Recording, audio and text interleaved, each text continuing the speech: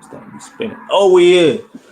Welcome to another episode 2 of In Space with Chris Connor. Um, I wish I had something. Shout out to Chaz. Chaz got this thing where he be like, well, we pull no punches or we close no doors or some shit, and it come out smooth every time. I don't have no tag. I don't have nothing creative like that, but I am happy.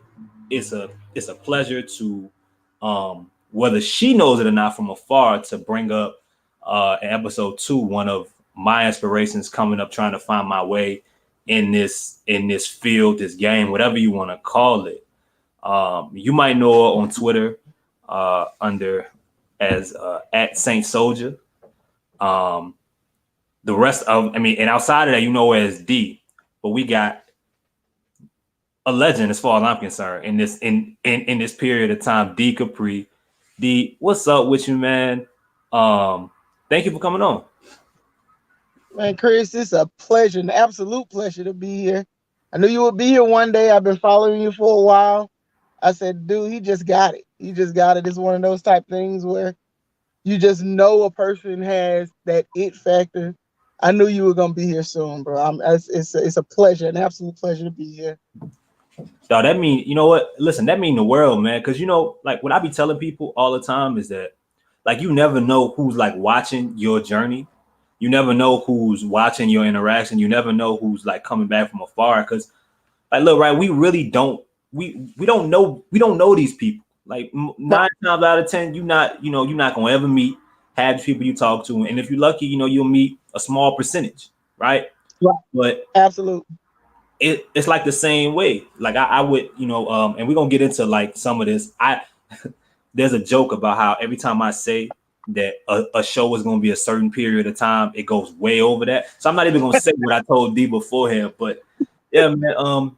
So look, I gotta tell you how I was introduced to your platform. Shout out to Fourth Down and D. Uh, Appreciate that. Twitter's a wild place, okay, and it's definitely a wild place if you are a New Orleans sports fan, and Saints fans take it to a different level, right?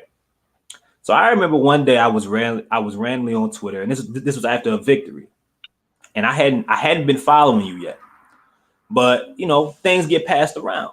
Right. So a video reaches me, and it's a video of you breaking down film, and I'm like, huh? And you were saying things that, like people that really, really know the game. I'm like, who is this? Who is this woman from New Orleans talking this game better than me? Because I think I know what I'm talking about. But I was like, damn, like this is different. And then I started to follow you, and I was like, oh man, this worth a subscription, damn near. So yo, man, for people that don't know you, that don't follow you, can you walk us through like how you get to a point as, I guess we're all fans. You go from being a fan to loving the game of football, knowing the game of football or any sport, to wanting to break it down to casuals or people that are have spent their time enjoying it in their own way. Absolutely, Chris. Like, I've been doing this since I was a little girl, believe it or not. So when I'll never forget when I was like in sixth grade. Um, I wrote a paper, a paper about a Saints victory, and it was including all types of what kind of scoring plays happened, what happened on the defense, and my teacher failed me. And I'll never forget that. And I told my dad, and I said, Dad, I wrote this paper, and I was passionate about it, and I got an F. And my teacher looked me dead in my face and said, women don't do football. And I said, okay. And I Damn. told my dad. And from that point on, my dad made it a point.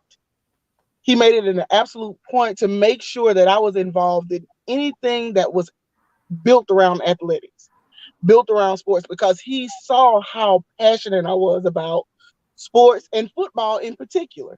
I would sit on his laps when we went to, the games, and he would scream and holler, and people hear me talk about it all the time because that's what built my foundation. And I would, after games, I would sit with my brothers and we would actually look at film and we would break down plays and we would do it for hours. And my youngest brother, Drew, he looked at me one day and he was like, "Why are you wasting this on us?" And I was like, "Oh, people don't want to hear from me. I don't fit the mold. I was like, that's for the pretty black young women. And I was like, they fit it. Josina Anderson, shout out to Josina, she's one of my favorites. And I was like, yeah, I don't fit that. He was like, why are you trying to fit it? He was like, you have something that people want to hear. And I watched that episode last week and I was about to tears a couple of times because the things that y'all were saying made so much sense. Like, the not feeling like you belong at the table, like not feeling like you really know what you're talking about at times because you're the only one. Literally, I can't put my hand on a fat black dark-skinned woman who's doing sports. And I say that with so much pride because it's like, I hope somebody sees my little YouTube show that's only getting 100 viewers and says, "Oh man, look, I can do that. I can really be that." And I hope that they get 1 million viewers. I'm not doing this for like a fame thing. I'm not doing this to be popular. I'm doing this to encourage people. I'm doing this to, hey, get out of your room, get out of your notebooks, get out of your own head, put it out there. Somebody is enjoying this. So you like, somebody loves to hear you talk. Somebody, and Chris, somebody loves to hear you talk, bro. And it's me. I love to hear you talk. I hear the passion. I'm in the spaces. So when I saw that no, there's no bigger fan, bro. There's no bigger fan than me. Man, that's and look, that's crazy to hear because again, like like you never, and I tell people all the time, and I can't say it enough, you never know who's watching. You never You know never know who's watching. you never know who's a fan from afar that just don't know, well, how do it's weird. It's really weird to introduce yourself to somebody on Twitter. So the best way you could do is go in a DM like, hey, say fam, I like what you're doing. Keep it up. I'm here for support, right? Right. But D, like what you said is moving. And I told Ross and Grubb in episode 1, like throughout that first episode, I realized why I wanted to do this show. Because everybody feels like what you said about fitting in is what everybody goes through.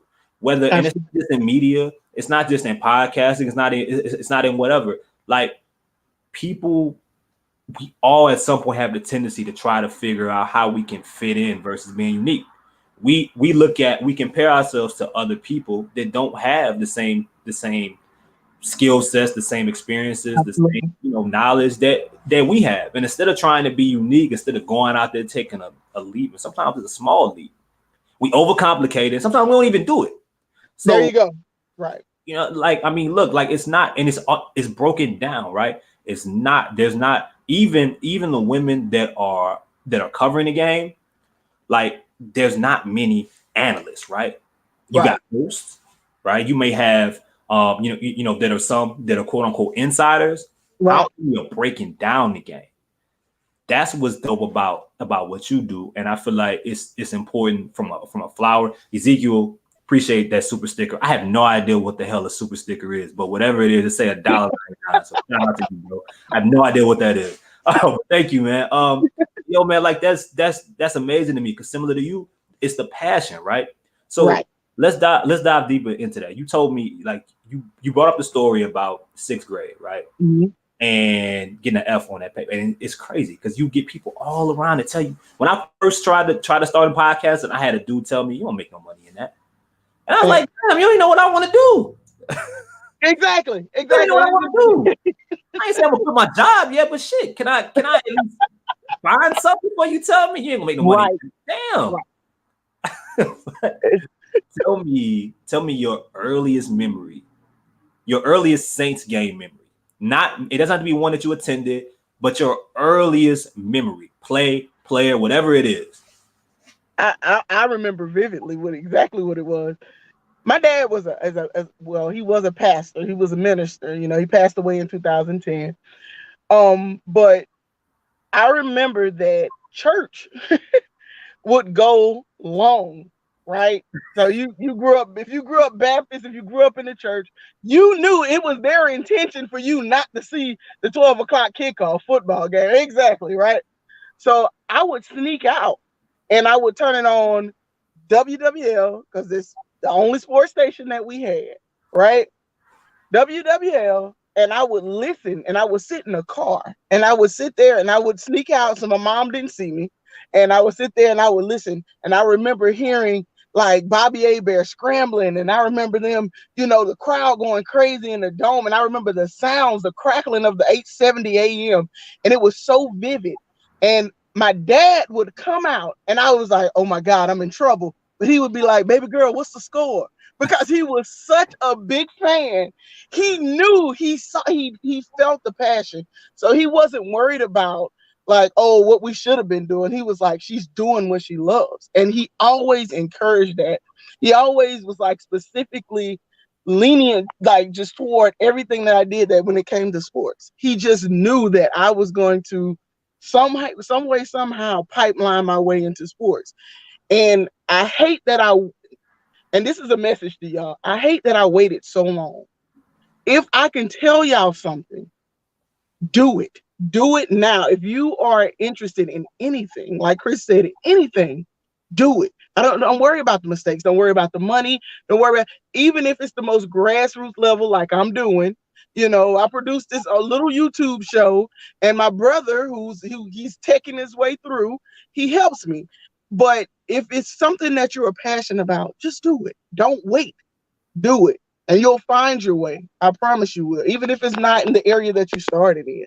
You know, so yeah, that early memory gave way to fourth down and D right now. So, and it's funny, but I like that fear ain't going nowhere. Like Absolutely. what you said, like whether you wait, I got a saying that I don't know if it's been said before, but it's like the bill gonna come, man. I don't you can post date it.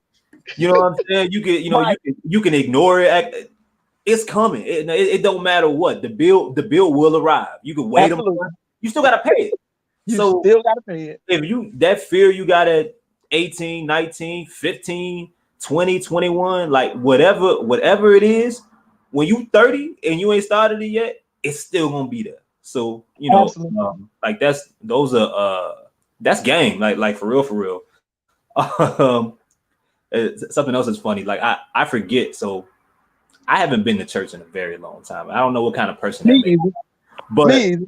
but like most of us, like we grew up with maybe part of someone in our family, or our mother, father, whoever Right. take us to church. Now I remember on Sundays, and I couldn't, you were youngin, so you really can't, you don't really have an opinion. But in my head, I There used you to go. think, all right, if we go to this 10 o'clock service, what time we getting out before the game start? Because that's That was the like, question. but that's the truth, right? You know what I'm saying? It's like, man, all right, how much we got? I know they want to eat afterwards. I ain't same play at 12 o'clock. I mean, what? I gotta. You want me to get there at 1 o'clock? It's past the first quarter already. But until you realize that it's a lot of people that slowly but surely, as much as they love their God, whoever they subscribe to, watch what happened around 11:50. Watch some people start to Hey, get excuse me. Excuse me. That finger go up, that church finger go up. out. It's got to go up. You got to get out of there, man. It is what it is. You are absolutely right about that, man. I The- mean, mean long church. It used to hurt. so, uh, the who's your earliest favorite Saints player and why? Um, I didn't have a favorite Saints player until Willie Roaf came along. Hey, I felt I fell head over heels in love with Willie Roaf. I've always been partial to offensive linemen because offensive linemen they kind of replicate what life is about. They're smart, they're instinctual. They have quicker feet than what people give them credit for. They have to, adjust during the game when, they have to know as many plays as the quarterback does, but they still don't get as much credit. You'll never hear a lineman's name. You'll never, unless he does something wrong. And I feel like that kind of replicates life a whole lot. A lot of things that we do, we stand on the shoulders of a whole lot of offensive linemen in our life, but they'll never get the fame. We'll always be the star. So I always, kind of was like, oh, I just love me a good old lineman. And Willie Roaf was that. He was that. And I was like, I fell for him in everything that he did. Now, I never forget, I made a 77 jersey. Like, I made it because, you wasn't buying no jerseys back in the Gap. You wasn't doing that. You wasn't buying no jerseys, but I made one. And that was my earliest favorite player. That's funny because I remember when Willie, and off the top of my head, I don't remember if he signed with Kansas City as a free agent or if he got traded, but I feel like he got traded, if I'm correct. And you got to tell me if I'm wrong. But I remember wondering, like, why? Like, well, why? It's clear that that's that dude is legendary, right? But Absolutely. I wish I knew what year that was, because if I remember correctly, soon it was, I think after that or around that time, you eventually, and this was before you had as much access to, the sports and, insight Right. to really get everything that was going on. And I was, adolescent anyway. And Right. then, then soon Ricky Williams is gone. And then it's like, where's everybody going? I really don't understand it. But Willie Roaf, man, to this day, we should have never left New Orleans. He should have started his career and ended his career in New Orleans. And I've heard him talk about that. I've heard him talk about his connection with New Orleans and how he wished that he would have never had a reason to leave. I can't remember if he wanted to go. I mean, I'm not wanted to go, but if he was traded or released. But I do remember he never wanted to go. Yeah. I do remember that vividly. And I told my dad, I was like, oh boy, Saints are doing Saints things. And I remember that conversation. And he was like, we're going to regret that one. And yeah, we did. We started making some moves that kind of put us in a hole for a long time, and I definitely remember that time and the changing of the guard, and it was just rough. It was rough. I do remember that though. See, part of me is toxic, so I really want to ask about bad offensive linemen, but we're having a positive conversation. Where were you when Kyle Turley threw his helmet against the New York Jets? In front of the TV. I'll never forget this as long as I live. And I still remember this vividly because I feel like it wasn't Kyle Turley's fault. It was not. I feel like, Aaron Brooks. Let's go to that right quick. Like, okay, we're going here. Let's talk about Aaron Brooks. Aaron Brooks got a short stick from Saints fans. Right? I wonder why, D. No, we don't have to wonder why. That Negro was playing quarterback for the Saints. And I'm going to say it just like that. And my boy was a baller. He made some bad mistakes. He had some infamous plays. Yeah, but who does it? Yeah. You know what I'm saying? Who doesn't as a quarterback? You could think of some crazy stuff. When you go back and look, I was watching, I know I'm bouncing. I was watching the NFC Championship game when we played the Vikings the other day. Yeah. And in the moment, you don't realize how close Drew Brees was to giving that game away. And I rewatched the game, and there was a point where Drew fumbled on our side. And the only reason because a penalty happened. And he fumbled on our side. No.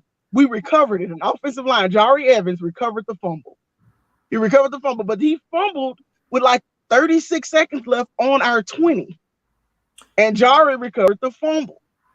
Okay. People don't remember that because Jari recovered the fumble. Mm-hmm. And it's like, okay, so in that split second, if Drew would have gave the game away, is he, Drew Brees? Right. Is he the Drew Brees?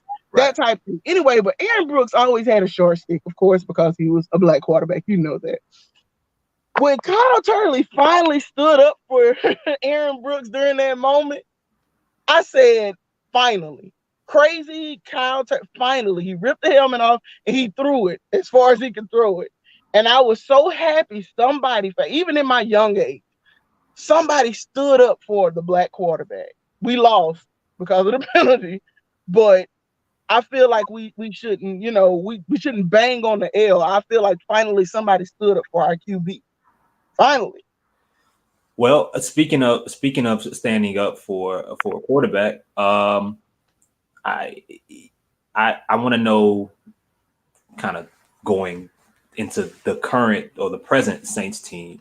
There's another number two, right?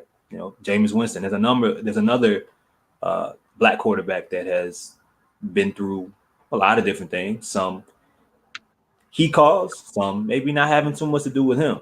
Right. Um, can but I mean, I think that it's beautiful that, like, he has, whether he knows it or not. Like, I think the people, like, Jameis has stands now in New Orleans. I don't know if he had stands before, but there are people that no matter what quarterback is talked about, they not getting. Nah, Jameis is the one. That's it. What do you think has brought, like, that level of, like, connection with some people, and how do you think that relates to, I guess, the team, and how you may feel about what the Saints could look like this season if healthy? Anything or any player that comes to New Orleans, Jameis did one simple thing. He bought in. That's all he did. He bought in. He believed in the system. So when he came in and said, "I'm a Saint, I'll hold a clipboard and I'll look passionate while doing it," people went crazy. He's already goofy and, silly and funny, so he had to develop the maturity that people wanted to see as a starting QB. And it looks like he's done that. So all of a sudden he has all of these things that encompass a starting QB. And plus he's a black guy from our area, and we got a young black team, honestly, that is all our superstars they're black, and people don't like you to say that, but it's a part of the culture. It's a part of what we are here, in New Orleans and even in the surrounding areas.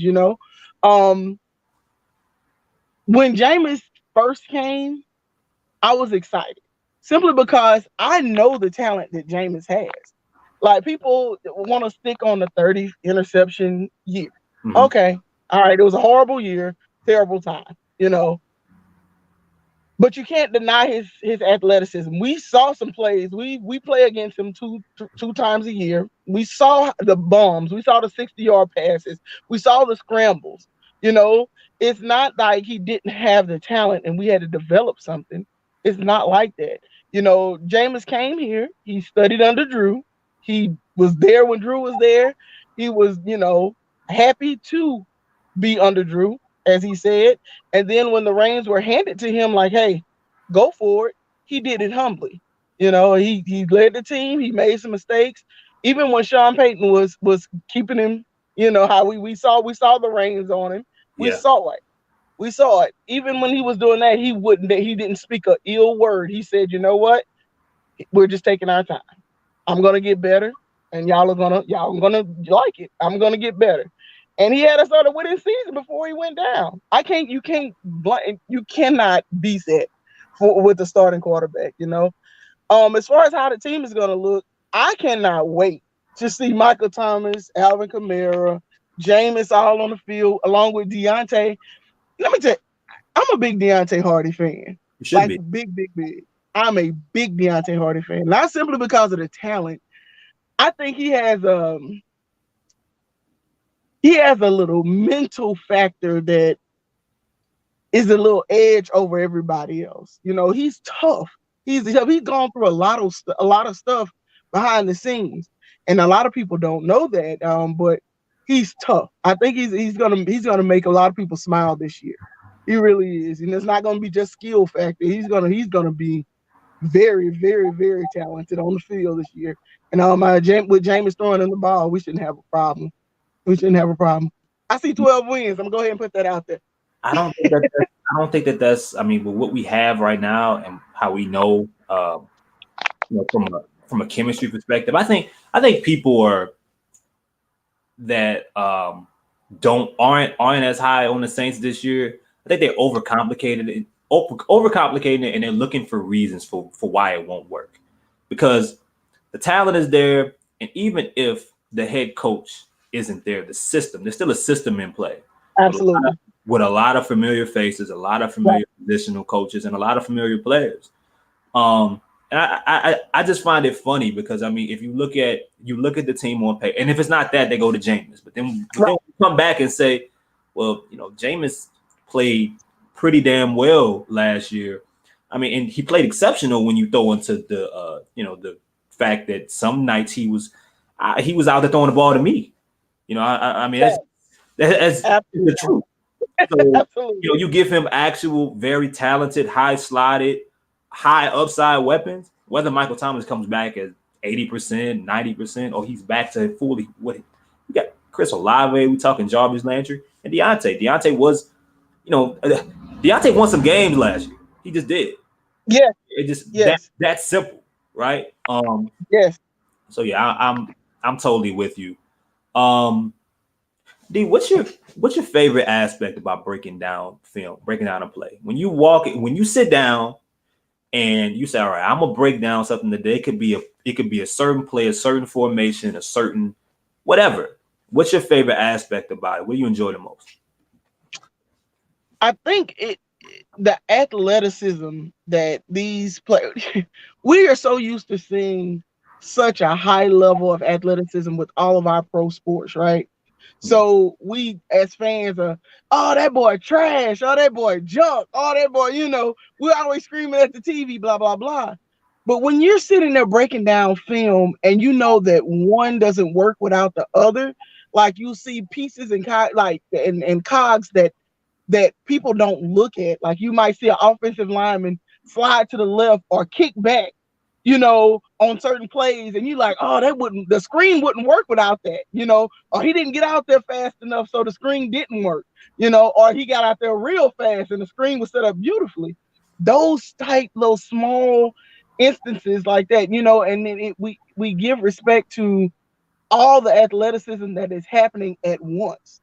And and it's really, you have to be really intelligent to be an athlete, because if not, you out there just depending on skill, and a lot of times that just don't work. You don't work if you don't know those little nuances.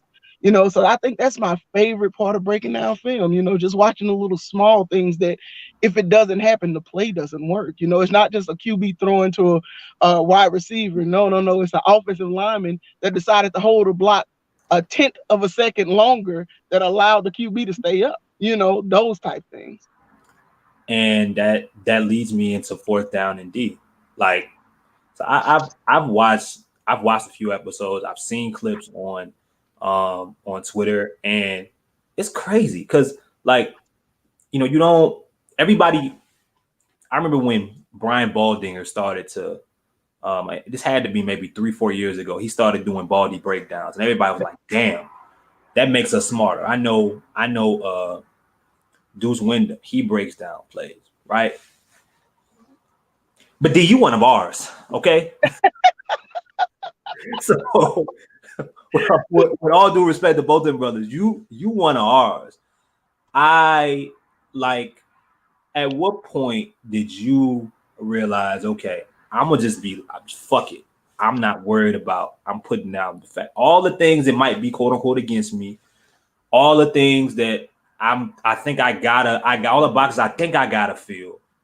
At what point were you like, was it something that happened, or when did you decide I'm putting this fear to the side? I'm just gonna dive into this, and I don't even know 100% how it's gonna look, but I'm gonna do it. I, I remember I tweeted one day. I said, man, I'm gonna make a YouTube show, uh, just talking regular ass shit about Saints football, from a black woman's perspective, because we don't have that. We have, fans that we talk very superficial, very surface level. I said, but we really have some smart women. So I put the tweet out there and I didn't touch it. for like maybe some months.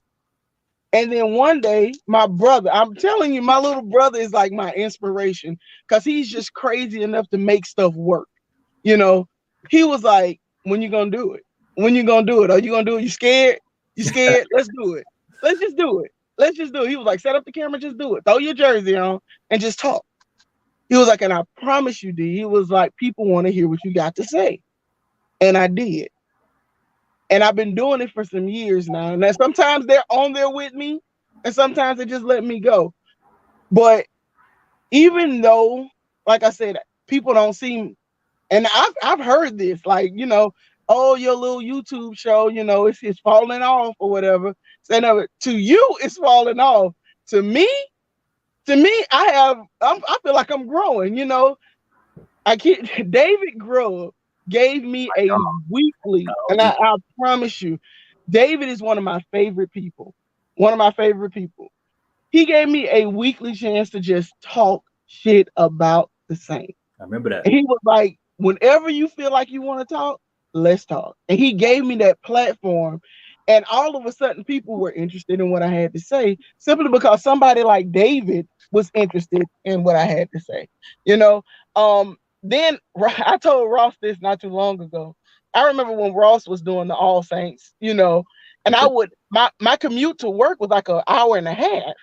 I would listen to Ross there, and I would listen to Ross back. And if I missed an episode, I would listen to, the episodes that I missed. That's been my brother for a long time. We always support each other, and he's finally getting the recognition that he deserves, right? Because he has always been on it. He's always been so intelligent, But those two, they really gave me that second whisper in the ear and said, "Hey, you can do this. You really can." So, yeah. And it's crazy you say that, just mainly because I mean both of those guys have been helpful in my journey, especially Grub. Like, and it you're reminded by people like that. It was the same. My experience with Grub was the same way. Like, when I didn't Absolutely. feel like when I was like scared of the radio, when I was thinking about everything that I was gonna say, when I was trying to find out how I was gonna be something, or just be myself in those spots, he continued to call my ass up to bat. Yo, bro, all right, yo, I can't Yeah. tell, bro. So whatever I'm battling over, I gotta figure it out, right? You just Right. you got to. You can't say no, right? You cannot. Yeah, I mean, so it's like, and it's just a reminder that, I mean, I've been trying to figure this shit out for about 5 years now. And there were a lot of times during that period to where I was just like, all right, this shit just ain't gonna work. It just gotta be a hobby, because I'm looking at the numbers. I'm looking at the things outside of why I do it, right? Outside of the fact that it makes me feel good. I could talk to people, it's therapy, and I'm talking about something that I love, that I really know what the fuck I'm talking about. It's not just something Right. you know what I mean? I'm not talking about calculus, or politics, something that just ain't in my lane. And it reminds me, like, advice wise, and to you as well, which is why, I mean, from now on, you always gonna have a spot on my platform, because you represent to me the people that, if they continue to believe that they are talented at what they do, if they continue to just hit record, no matter what, just record, that they continue Just to, like, something will come. And it may not happen that minute you think it. It may not come off the tweet you thought it was. It may not be the recording. Some of my favorite articles that I used to write didn't go anywhere, right? But exactly. you hit record randomly, on the right show, and everybody's like, I gotta tune in, bro. I gotta tune in. It's the same thing. So what you got with Grub, you got with me, D's. I mean, in regards to giving your flowers, here they are, man. I appreciate that, Chris. I do. And y'all know y'all got it with me. Y'all know y'all got it with me. We will stand firm. We'll stand together, and we'll grow together. And I'm just, like I said, man, I'm proud of you. And let this be a lesson to y'all, man. Keep pushing out there. Chris is doing big things, and he's gonna keep growing. All right, D. So before I get you out of here, I got a bunch of rapid questions that are gonna come Mhm. off the top of my head, and I'm gonna try to make this work. Um, Okay. and I don't know if they make sense, but if you can't say Marshawn Lattimore, who's your favorite cornerback in Saints history? Mike McKenzie. Whoo! I wasn't expecting that. I thought about to be Jabari Green, Mike McKenzie. Okay. Nah, Mike McKenzie. Um, damn. I see. I thought that was gonna be favorite member of the Dome Patrol. Sam Mills. Um, why is Joe Horn not your favorite Saint of all time? Um, because I think Alvin Kamara took his spot. Oh. That's the only reason. That's the only reason. The only reason. I used to love Joe, man. Why do black dreadheaded running backs always find a way to make the Saints roster? Black dreadheads, no matter gender, are crazy. Okay. We crazy enough to might think it works, man. Give me give me um a player that you thought wasn't going to be much of anything that became something, and give me a player that you were very high on that underwhelmed. Everybody's gonna laugh because okay, so I'm gonna answer the question in reverse. Go ahead.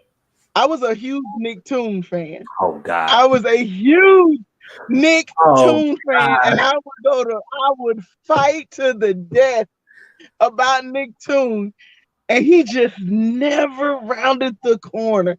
And then sometimes I think about that, like how he was just so like he was built to be a great NFL football player. He just couldn't do it.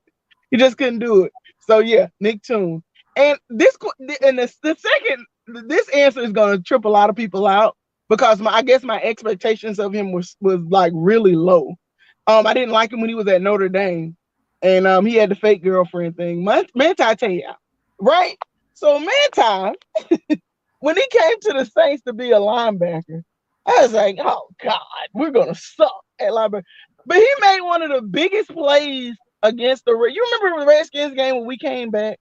We were down like 16. Right. So Yeah. we had to stop them on the third down play, and it was like 3rd and inches. And Manti shot the hole and blew the play up in the backfield and hit his little dance that he always does, you know. Yeah. And I was like, man, this kid can really, really play. Like it was just enough to be above his head, but he wasn't a superstar or anything. But I guess my expectations were so low, because he had bounced around a little bit, And playing linebacker for the New Orleans Saints was not.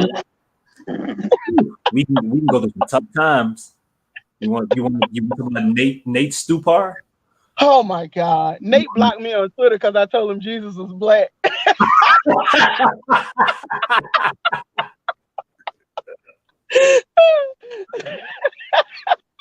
That's crazy. That's a crazy story. Just because how does that happen? That's crazy.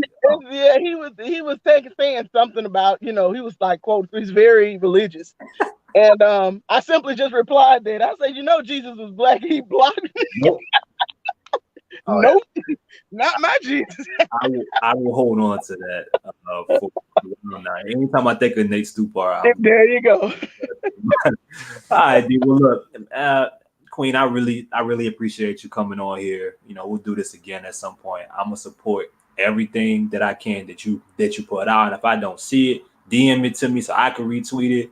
The best that we can do in this situation is support each other until we finally get that break one way or another. Because we do it because we love it, not because we expecting something crazy out of it. So thank you. Tell the people again, it's on the screen, but for those who just listen on the audio, tell them where they could find you at and follow you at, and what you got coming up next. Oh my goodness. So I am at Saint Soldier on Twitter and Instagram, and 4th Down and D on YouTube. And listen, we got something really, really big coming up. We got the training camp stuff coming up. We're gonna have a couple of interviews, but we have a live streaming show coming from my brother's restaurant. And y'all don't want to miss that. And y'all can actually come in person. Chris, I want you to come and be there. We're gonna feed you some good seafood. And if you I got you. I got you. Y'all show up. We're gonna have a good time. Fourth down and D. All right, y'all. We in space. Now we out.